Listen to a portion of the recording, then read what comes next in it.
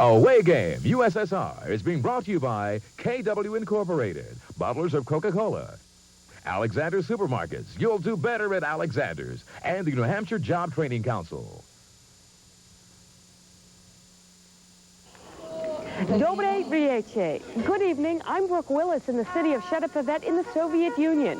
Photographer Kent Ullman and myself have had an incredible opportunity. We're here tagging along with a group of New Hampshire high school basketball players and some coaches. They're here to compete against Soviet athletes. Now, all of us have learned a few things about basketball in this country, but much more important than that, each and every one of us has learned a special lesson about life here inside the USSR. This is Away Game USSR, the Derry, New Hampshire Basketball Club on tour in the Soviet Union with WNDS TV 50's Brooke Willis.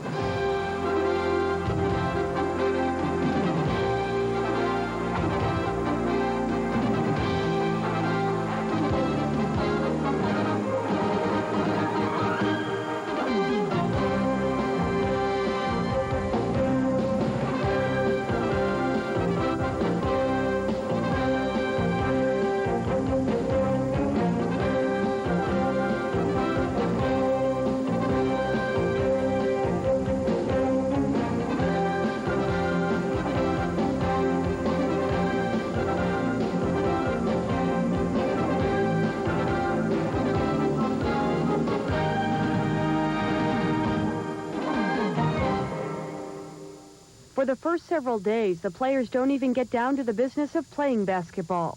That means we get a chance to sneak off on our own, to get our own view behind the Iron Curtain.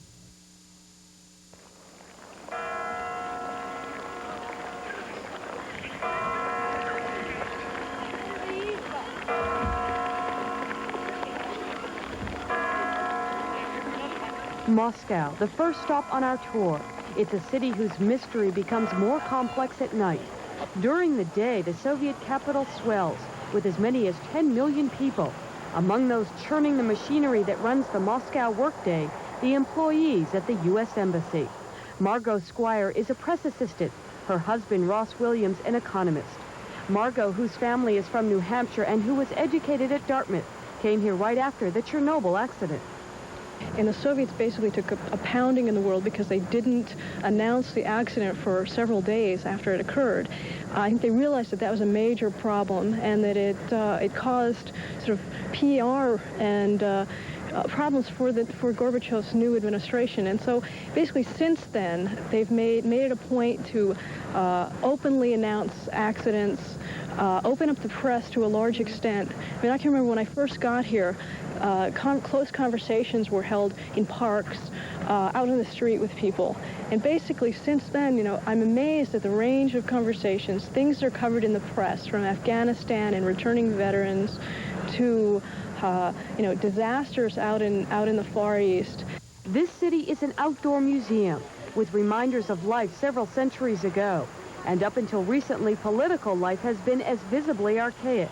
But now such things as glasnost, Gorbachev, perestroika translate into political rebirth.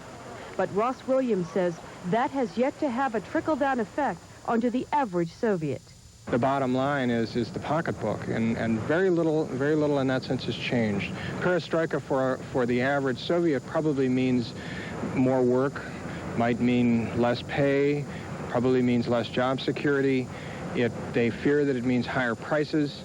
It means unavailability of alcohol.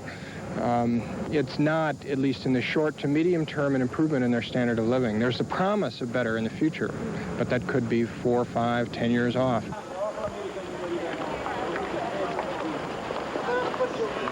Our first walking tour of the city is with the benefit of our main interpreter, Pavel Lebovkin.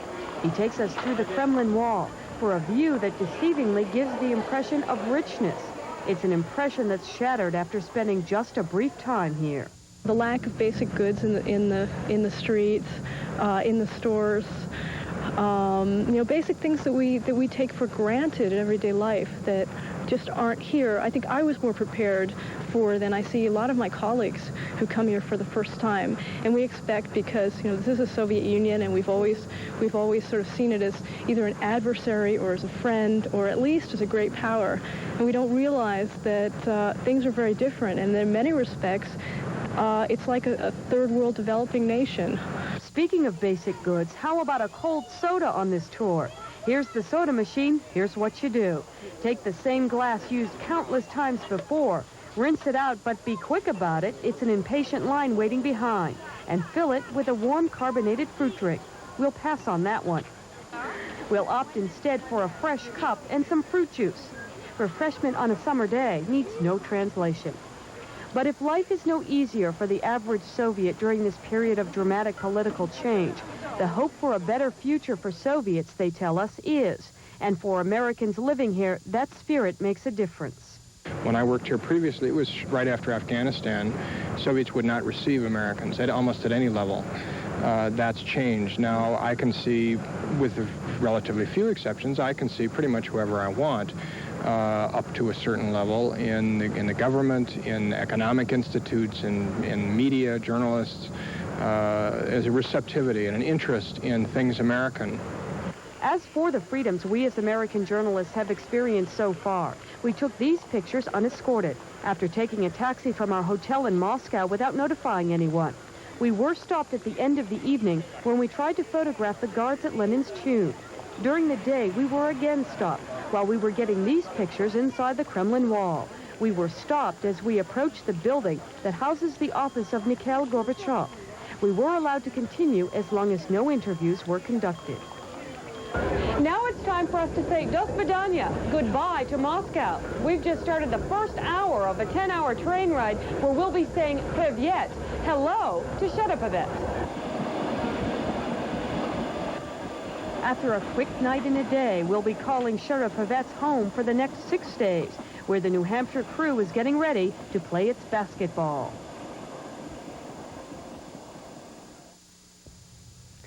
The students here this evening are warming up for their first shot at playing basketball in the Soviet Union. But before any of us made it here to the court this evening, we got a warm welcome first thing this morning from the city's top politicians.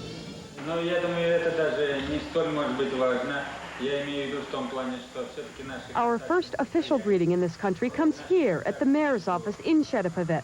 The head of our group, Coach Tony Carnevale, a teacher at Pinkerton Academy in Derry, New Hampshire, is called the Christopher Columbus of our group for bringing the first Americans inside the city.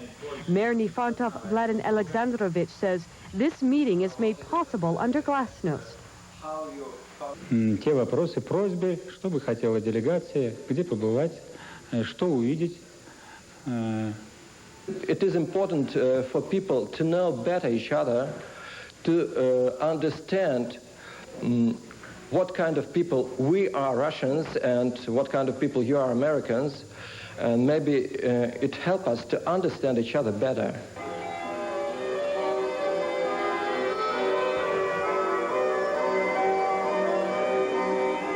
We get still another welcome, this time on the basketball court from the internationally known Northern Light dancers, who've taken their talents to places like the United States.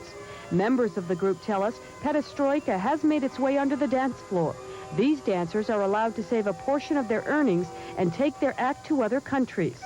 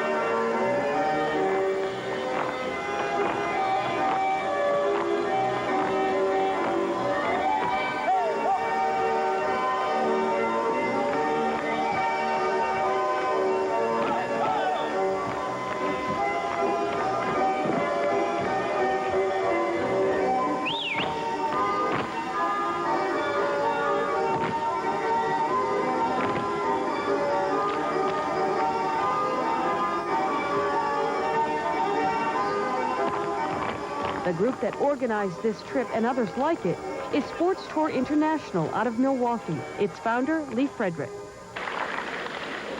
Ronald Reagan and Mr. Gorbachev are very important people, but the people here, in my opinion, are more important. Президент Рейган и господин Горбачев очень важные люди, но, по моему мнению, люди, которые встречаются сейчас здесь, еще более важны.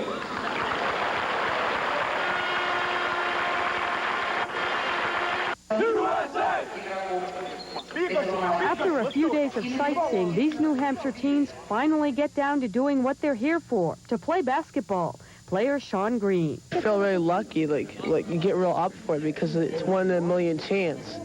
It's a 1 in a million chance for 36 teams from all over New Hampshire. They're playing 18 games, competing against teams from inside the Soviet Union. They're playing here at the Almaz Stadium in Chedapavet.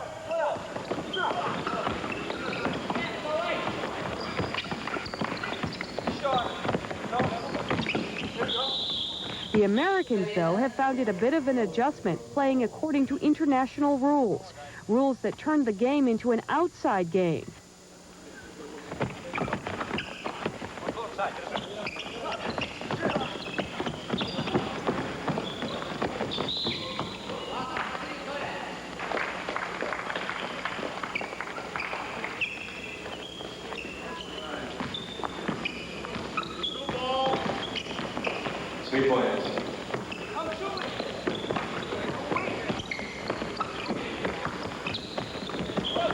The rules also quicken the pace because the ball can go back into play without the ref ever touching it.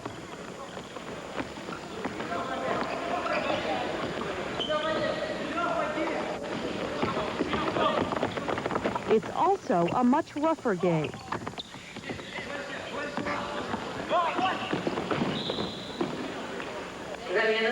Player John Sutliff. Well, being as short as I am, it's hard for me to get... I'm not used to all this physical stuff, so I kind of get mad when people, are slapping the ball at me and all this stuff, so I get aggravated and all this stuff.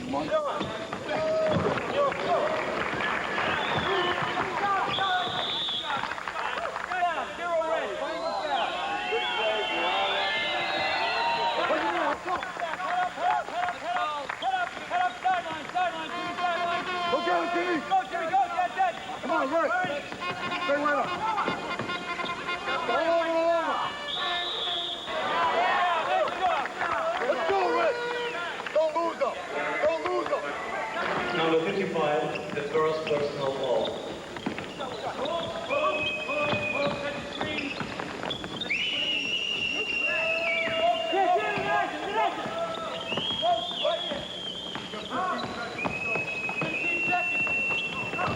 Some coaches compare the game to soccer here, but head coach Tony Carnevale has another comparison. They run very, very well. They're much more physical than we are. I don't think it's pure basketball. I think it's somewhere in between football and basketball. But they are very good. They're the best in Europe. And it shows because they have good coaches, good training.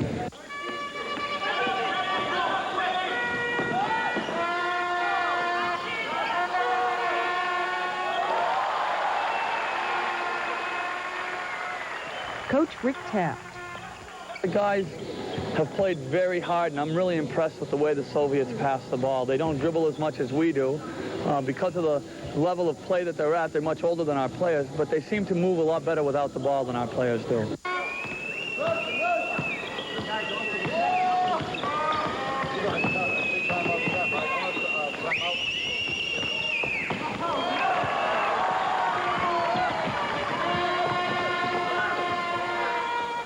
Coach John Barrett. Soviets love to pass, and their game is a lot more like chess than ours. They're very coordinated in the things that they do. Everything's well planned out, and our game is more freelance, freestyle kind of game. Another surprise, these teams were not matched up with their peers. Many of these Soviets are men, big men. Some coaches describe some of these players as that of low-level pro type. U.S. player Matt Gordon. I asked, how long they'd been playing basketball. They play 5 days a week, 8 hours a day for 10 months. One of the Soviet coaches, Stefan Sergei, tells us His players' long practices have a purpose. Тот, кто не отлынивает от тренировок и посещает их, и нет, спорт помогает только и в учебе, и в жизни. I think that this is better that they spend so much time here, and it helps them to study, it helps them in other activities, and the more they train, the better they are in all activities. It helps them to control their time, to schedule of the daytime. Later at a press conference, Soviet journalists asked Coach Carnevale if he was disappointed after discovering the opposition. Everything that's happened here has just been super. The people have been very good to us. You know, we wouldn't trade it for anything really. Basketball to us is secondary. The cultural aspect is number one. Basketball is indeed secondary on this trip. Next, we focus on the first American impressions of life here in the Soviet Union. But keeping with the tradition of Americans being first to play basketball, our crew came up first with the idea for some dunking contest action.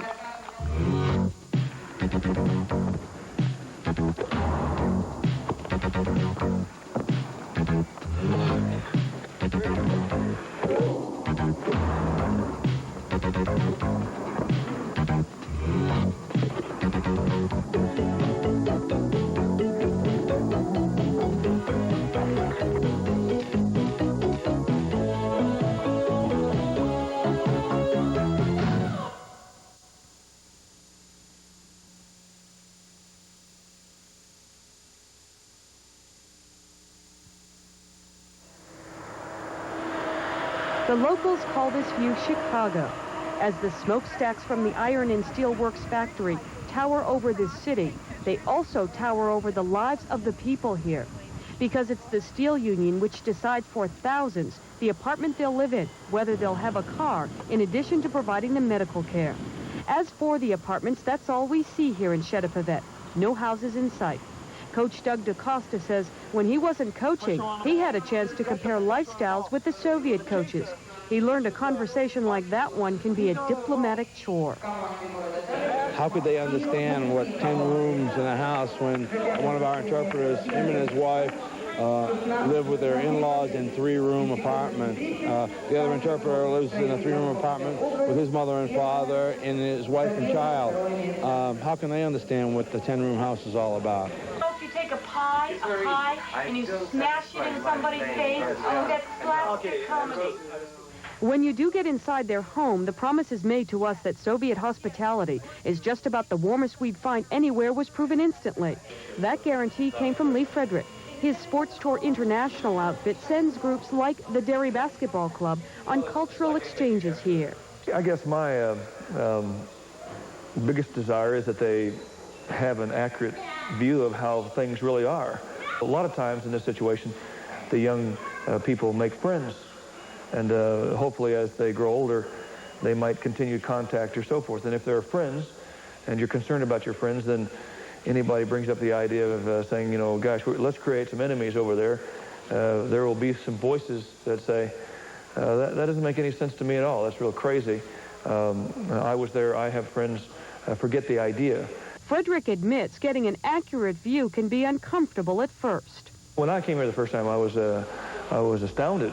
You know, I went home talking to myself. When I came here when I was here, I stayed in Sochi. I stayed in awful conditions, and after 3 or 4 days, I was in the corner sucking my thumb. You know, I felt so sorry for myself and my group and everybody.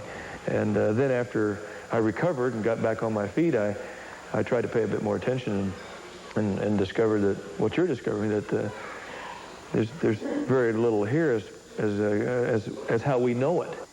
What we all know about is shopping. Number one on my list was coming here in Moscow to a building that looks like it could be a museum. What you find inside that building is this, the Goon, Moscow's largest shopping center. Appearances are impressive.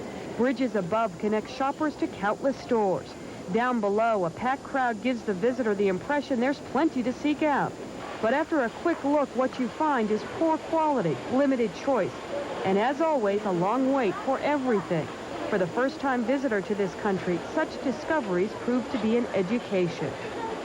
I just see I see this country living, I guess, in an impoverished manner right now. To tell you the truth, it's depressing. I think it's very depressing. Why is it depressing? Because they have nothing and we have virtually everything compared to what they have. The lack of basic goods is noticed right away when you just look up and down any street. The most common type of car we saw here is called the Lada, an economy car by our standards except for the price. It can go for as much as $17,000, and that may not include a radio. If you don't have a car, though, and have to walk, watch out. Here, pedestrians take the back seat to vehicles when it comes to having the right-of-way, and drivers don't hesitate to exercise that right one bit. Throughout much of the interviews we conducted with Soviets, we hear much about the new openness within the society in recent years. We hear that again from our main interpreter, Pavel Lobovkin. He's an English teacher who says Glasnost is making its way into the classroom. Of course, there is a change in history lessons in this country at school. What are the changes in history? Well, you see, there were some topics that usually were avoided in the history books. But now, well, it is a general policy that there should be no, as we say it here, white areas in our history. Do you understand? We mean here when we say white area, so it's like a nice field somewhere in Arctic, when you know nothing about it. While there may be more openness, there's always a reminder that government is ever present. Signs of it are everywhere, along with tributes to Lenin. We're told each Soviet city has at least one street and one monument dedicated to the revolutionary leader. And as Lenin is forever reminded to the Soviets, so is World War II. Monuments like this one are constant reminders of the millions of deaths suffered by this society. That memory even reaches out to newlyweds. They traditionally lay flowers at a local memorial for good luck. But for Americans coming here, other signs are much more visible. Coach Oscar Green. I expected a real police state of which there were Army contingents on every block with weapons and so forth. And we really haven't seen any of that. And we've walked in some, maybe a mile from the hotel, and if you look down side streets, it's been all the same. As Pavel Lobovkin takes us on our tour throughout the Soviet Union, he has done the same for other Americans before us. He's not surprised to hear how stunned we are about discovering our freedoms here, nor is he surprised about our suspicions. Some Americans who come to this country keep asking, if we go there without asking permission, would we stop by KGB or something like that? Well, but it's not true. Nobody stops you, as you can see it yourself. I've been told that I've had my rooms wiretapped. Honestly, I don't care. But I think, again, I think it adds a little bit to the mystique, and it helps adults and kids tell wild stories about, well, before I came, there was this KGB and so forth. I mean, I've heard adults come out and say, I'll bet that's a KGB guy. Well, the guy's got a uniform on. We'll always have suspicions about each other. You know, I think we need more trips like this on both sides. I think I've learned the first-hand use of propaganda by both sides. I think it becomes difficult to equate how you can take individuals from different cities in which the system is so backwards, throw them into the military, and tell someone you have a top-notch military. That still mystifies me. I don't see how it can be. In the back of my mind, I wonder if you know, this person has been assigned to me to be friendly to me. On the other hand, I feel that this person is truly friendly to me, and that bothers me a lot. Really, I don't know, and I am hoping very much that it's true friendship. Despite the skepticism, one lesson here is that there are some things that just have to be sincere. Coach Ralph Van Ostrin. These guys have the same problems that we have, and well, of course, we started talking about wives and everything, and how their wives get angry with them if they stay out a little bit too long at night, and our wives get angry with us for the same reason, and it's all the same thing. The real thing is really how much everybody has in common, as opposed to how much different we are, because I really don't think we're that much different. Another bridge connecting these cultures, food. How is the food here? How does liver for breakfast sound? Where's my Coke? Let's go to the next McDonald's. Although the meals we enjoyed at people's homes were delicious, there's not much choice. The same type of meat, cheese, and bread is pretty much common at all three meals just about anywhere we ate in the Soviet Union.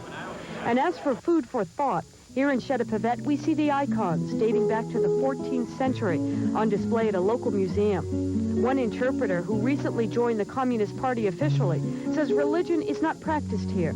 But another interpreter tells us, no matter what the government says, the icons representing the spirit of religion are kept very much alive inside the Soviet homes.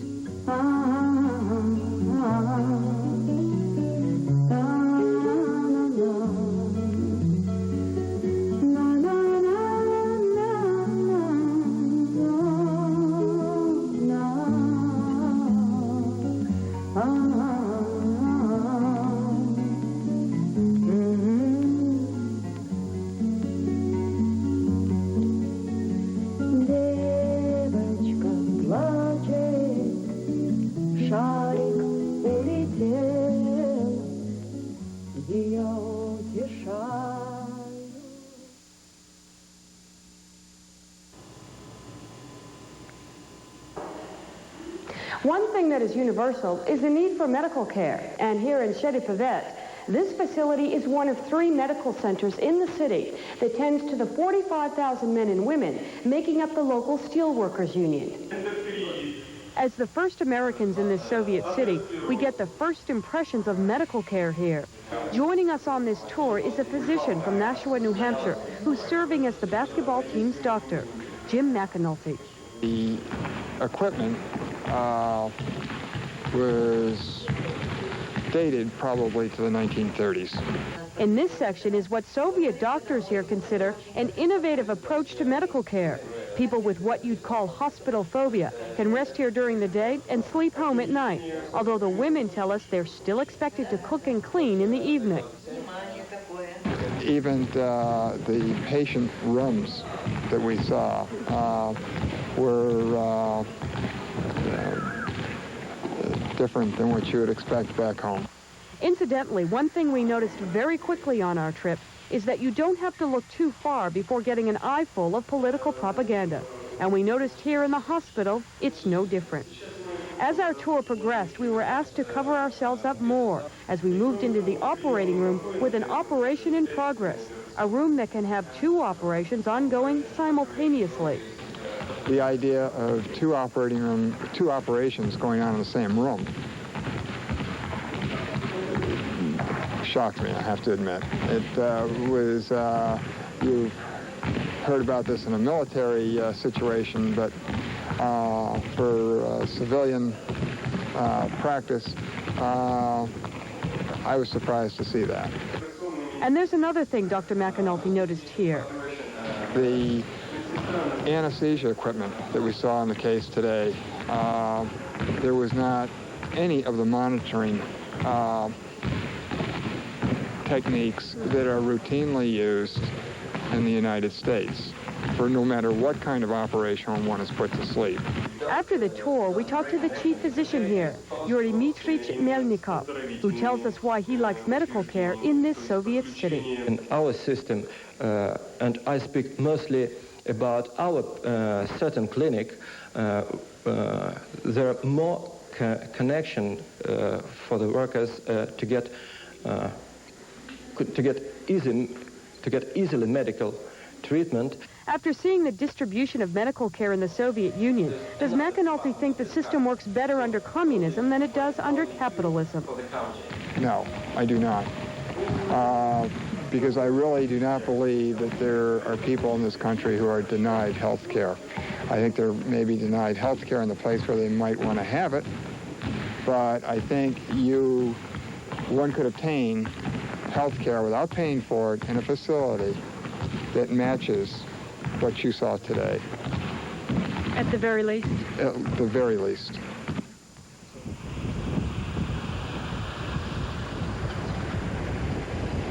Just like at home, here in Cherepovets, there's a variety of news sources. Right now, I'm standing inside the typesetting room of the communist newspaper. Editors here tell me getting used to the freedoms under glasnost is a bit of an adjustment. The communist paper has been printing news for readers in this city for the last 70 years. Today it publishes a paper 5 times a week, circulation 70,000. A recent front page topic, the visit here by our delegation. Many other topics, though, have been off limits to reporters. Such things as alcoholism didn't make the paper at all. But now editor Nikolai Ninyastyev says, thanks to changes under Gorbachev, their stories are a lot more interesting.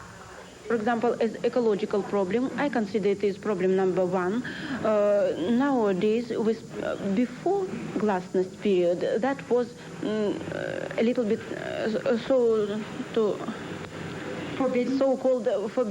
so-called forbidden topic. Covering the environment can be a very touchy issue in this city that relies so heavily on the success of its factories.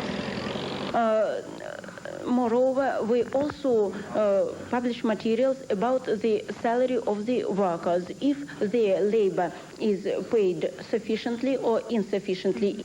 And for any American journalists who complain about being underpaid, think again. Reporters putting articles in this paper make $250 a month. In another section of this city, another news source is distributing information. We're given a tour of the Vologda television station, where 3 times a week they produce a news program that reaches out to over 1 million viewers. Seeing one of their news photographers getting pictures of our group, we discovered they use 16mm film to get their pictures, a process made obsolete in the United States thanks to videotape. Although their video capabilities are by no means limited to black and white standards, they are limited to video technology that was common in our country when video was in its early stages.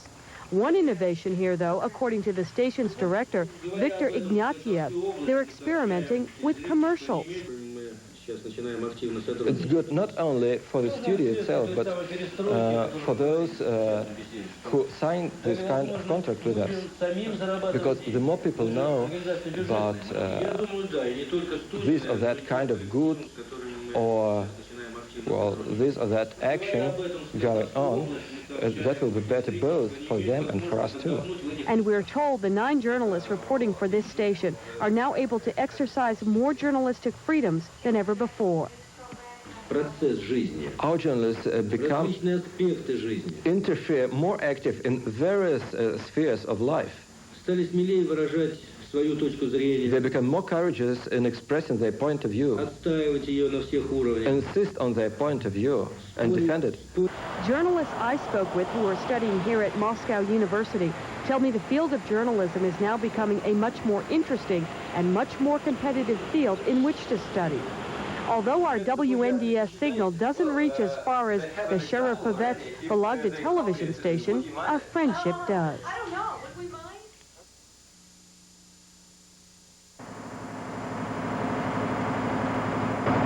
This unusual boat ride is taking us along the Sheiksna River. Our destination is the Pioneer Camp. That's where we'll learn what it's like to be a Boy Scout, Soviet style.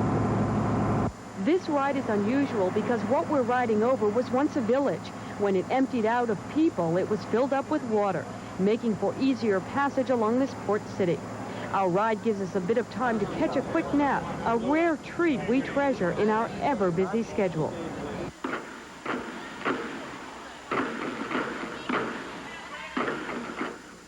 The wake-up call comes soon enough here at Pioneer Camp. The Soviets may compare it to Boy Scouts, but it's a bit more regimented than what you'll find back home.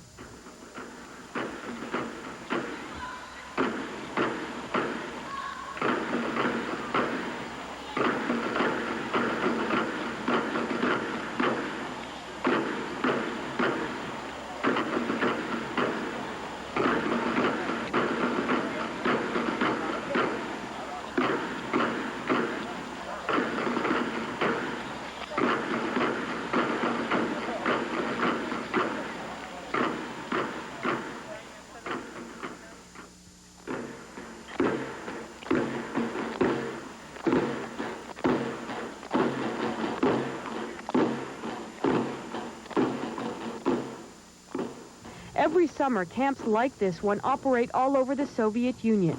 As one Soviet tells us, they're designed to give parents a break as much as to entertain the children. Soon enough, the mood picked up with an impromptu soccer game, U.S. versus USSR. I got it. Handball. I handball. Where the hell you With a little coaching, we even had our own personalized cheering section. Then you will say TV50. Ready? Let's try.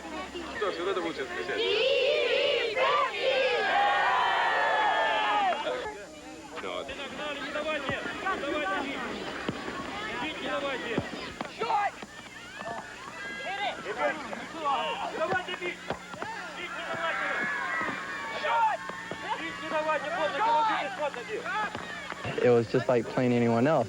You know, they were small, but they were very skilled, and they knew what we were doing. We didn't know what we were doing. We were having fun just as much as they were, and it was no arguing, and everything was just let go and play.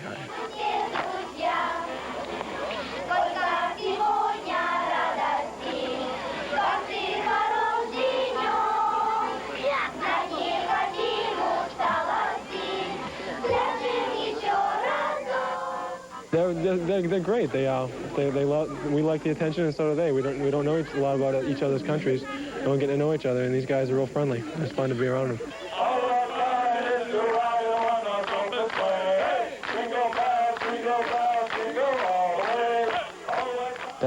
That's a very different part of it. We're playing soccer. It's just like playing soccer in the United States. All just different foreign people that we're playing against. It shouldn't be any different. While the Soviets may be teaching the Americans a few lessons on the basketball court, here the Soviets pick up a quick lesson in making the American wave.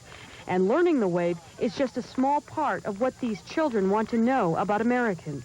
Так, что-нибудь. Здоровье, например. О делах. She would like to know the way American children live at school, the way they study, the way they take rest, what they are doing at their free time, and she wishes them good health and everything the best. While the two cultures make comparisons, visitors can't help but notice the differences. They just idolize us because they hear stuff about America and they don't realize how seclusive and like how boxed in they really are, but they just love us. They're really friendly. It's a lot of fun to be here, and it's just every step is a new adventure. It's just so much fun. It really is. If these children are cut off from our society, it's not by choice, as we learn very quickly here how much these young Soviets crave anything with a taste of American flavor. With all the children and how much it meant to them just to get a stick of gum, not a pack of gum, but a stick of gum. It just lit up their whole face, and it was a very rewarding experience. Now it's time for us to head back to the mainland in Shcherepovet for a celebration of a Soviet holiday.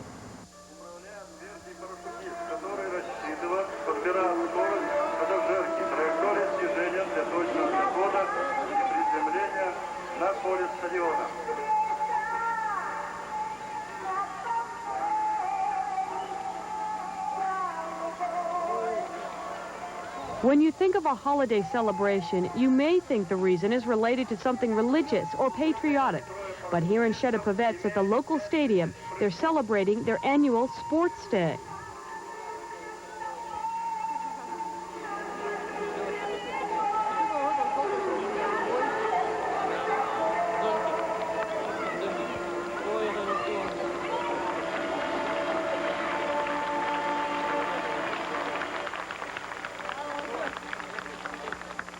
These past few days have shown us how much the two peoples of the Soviet Union and the United States have in common.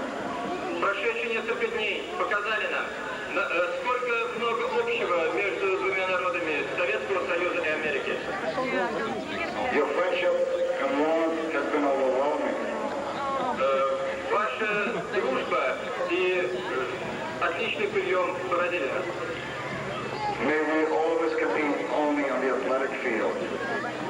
Пусть все наши состязания будут только на спортивных площадках. I thank you from our players and my coaches from the bottom of our hearts. Спасибо. Я благодарю вас от от чистого сердца, от имени моих членов моей команды и всех тренеров. Спасибо.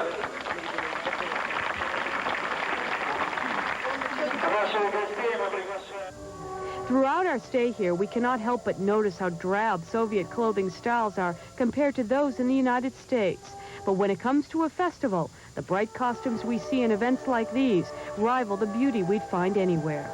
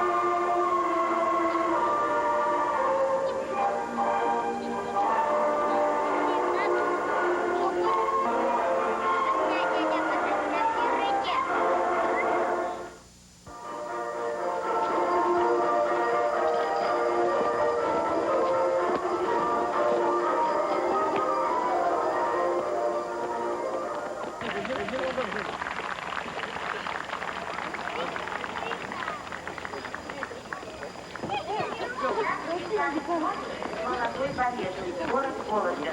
Цыганская фантазия. Музыка за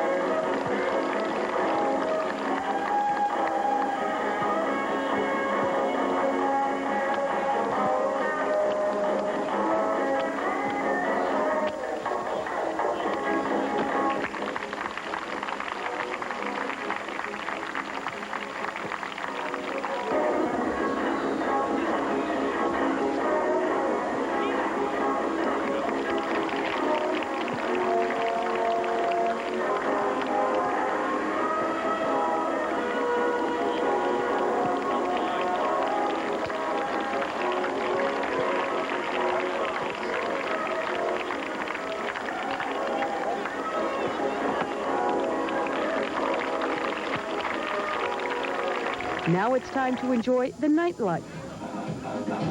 It probably won't surprise you that we've had a bit of a difficult time at times communicating with the Soviets when our interpreter hasn't been around. But there's one place where you will find no barriers in communication, and that's right here on the dance floor. This party was organized for us by the Young Communist Group here in Chedapavet. A great way to kick up our heels after a busy day. Is everybody happy?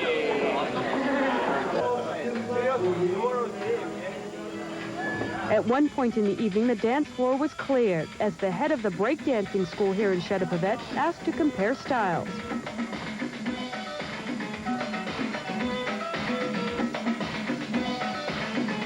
I didn't know they knew about it. When they said something about breakdancing, I was like, you know, that's strange. I didn't know they knew about it. And then when they said, you know, we have someone here who teaches it and, you know, we want you guys to do it here on the dance floor, that was like, you know, strange, but, you know, I was like, well, you know, it'd be one of those strange but fun experiences. So it was pretty neat to hear about it, that they knew about it over there.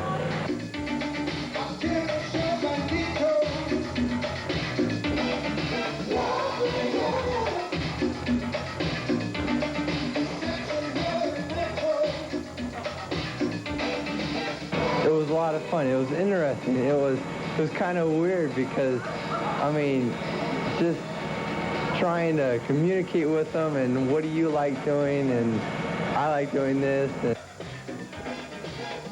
it was really nice to really just be opened up and everything's so carefree and the people were really nice. That was too much fun. Now it's time to head out and say do svidaniya to friends and hospitality we found so quickly here in Chedapavet. Now we're back on the train, this time for an even longer ride, a 12-hour ride that's taking us to our last sightseeing stop, Leningrad.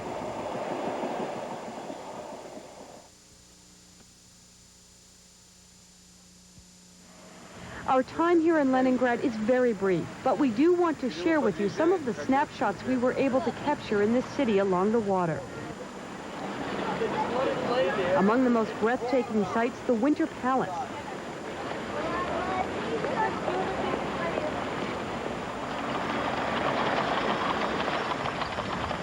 A daily reminder of the spectacular richness enjoyed centuries ago.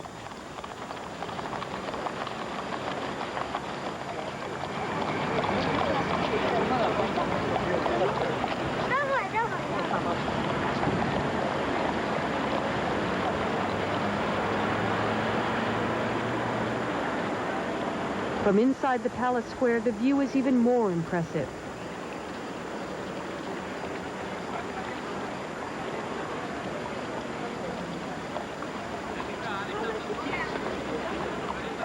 But all too soon, it's time to pack up our camera and head for Moscow, where a plane is waiting to take us back to New York. And there, a bus is ready to take us back home to Derry, New Hampshire. Right now, we're on the last leg of our journey along Route 95 in Connecticut. But before we hit Derry, New Hampshire, we've got one more stop. Not the most glamorous place, but one that we're all looking forward to, McDonald's.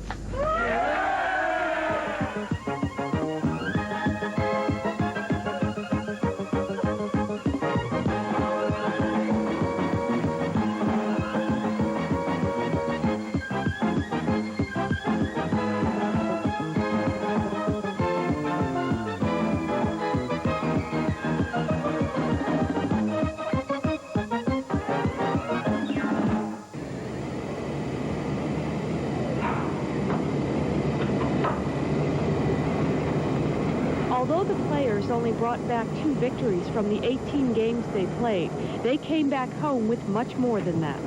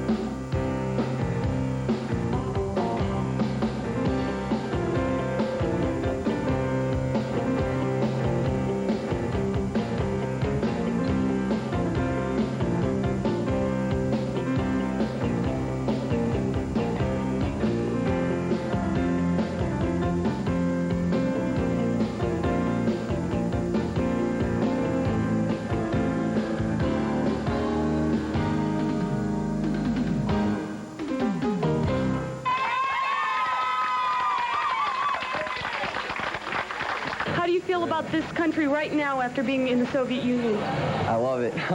USA all the way. You like them as people, though, the Soviets? Oh, yeah, they're nice people, but there's just no way you can live with them because they're always sad. That's no way to live. This is the way to live right here. People are so nice over there, and you learn that the Russians aren't as bad as everyone thinks, and there's a totally different feeling about everyone now, you know.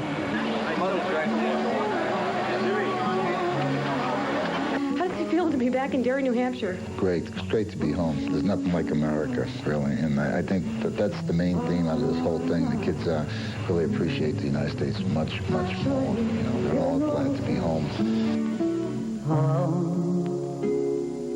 Голубой